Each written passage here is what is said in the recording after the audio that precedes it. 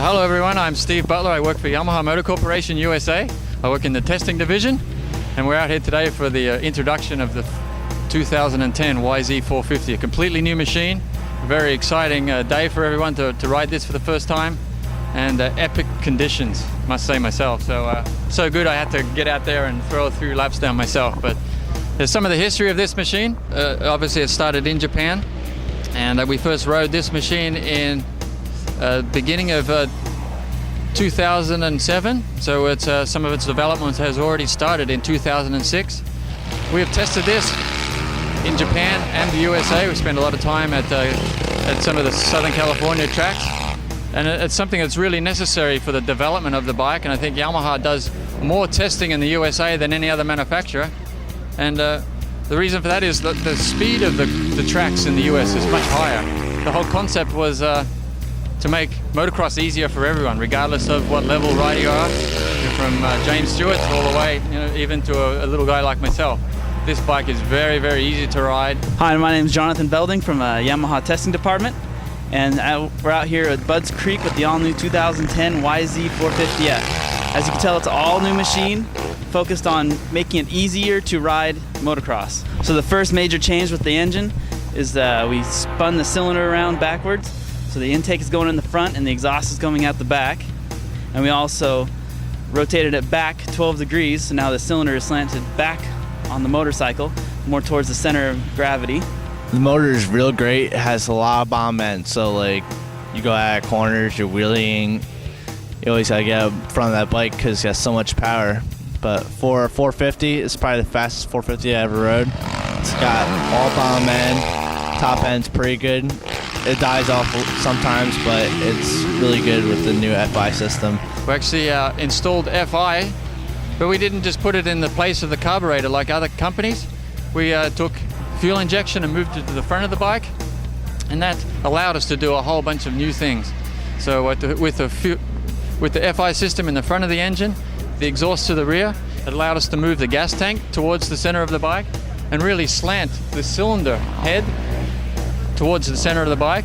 Also, without the exhaust pipe coming around here, it's less likely to burn your pants on the pipe since it's right in the center.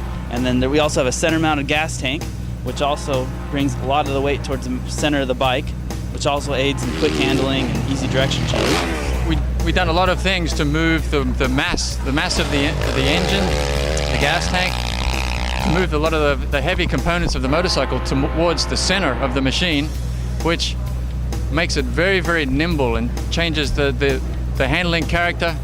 It's very nimble. Direction change is very, very easy. First thing I noticed when I got on the bike was the foot pegs. Foot pegs are big-footed foot pegs for people like me, size 13 foot. So it helps out in the corners, get your weight on front of the bike. You can throw it around, scrub stuff you've never done before. Because with the wide foot pegs and all the weight in the middle of the bike, it's just easy to throw around. So we have a new bilateral beam frame, which is a better, smoother flex character. So it helps absorb the impacts a lot better at all speeds, and also helps with the handling character. Makes it a little bit lighter, easier to maneuver around. Just overall a lighter feeling bike. I was with James Stewart when he rode the bike for the very first time, and even some of the comments he made were they really matched up to some average riders that had ridden the same machine, just saying how it's so balanced and it's really easy for him to go through the whoops. Like the pitching of the bike is so reduced. So for 2010, we have all new suspension. The front forks have 10 millimeters longer stroke. We have a brand new rear shock with a bigger reservoir, and we have a new rear swing arm and also new rear shock linkage. The shock's all new, the forks are all new, and that helps out with squatting into corners and get the bike laid over. Helps a lot in cornering and handling. They have a new flat seat that helps you move forward and backward like quicker going into corners after like huge jumps. Helps a lot. So this all new design for the 2010 also kept the mechanics in mind. It's very easy to change the air filter. There's no mess. It's a really flat filter, so it's extremely easy to get to. And also the tank pivots on its back hinges to get out of the way. You don't have to take the tank off. You don't have to disconnect any fuel lines. Makes it very simple to do the maintenance on it. That also allowed us to put the air filter up here in the front. So I'm sure all you guys have ridden in real dusty berms dusty conditions where you're railing it into a berm and the rear wheel is kicking up dirt, tends to get sucked into the air filter. And with it way up front here, it stays much cleaner. Less maintenance, of course. And then also the rear subframe, it takes 5 bolts and you have the whole rear subframe off. There's no intake boot to worry about. It's all very simple design. So it's very easy to check the valves. All you have to do is pull the gas tank off, and the cylinder head is exposed between the bilateral beam frame. So it's very, very easy to check the valves. You have an oil see-through glass right here. Old bikes used to have that, and then they like stopped it, and then it came back with it, and it's really benefits the riders because just make sure that oil's there and everything. Kickstarting the bike is actually really easy. All you do is do one slow kick and then one fast kick, and it starts right up. Sometimes you get lucky and you get right off the first shot. Also has a cold start right down under here, and it helps out a lot when you first start the bike.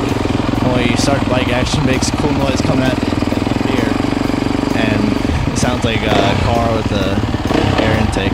So it was 3 years ago that I first saw this machine in its very early prototype stages. And so yeah, it was very exciting to see the completely new layout and completely out of the box thinking with the front intake, the front air cleaner position, the slanted cylinder, the center exhaust system.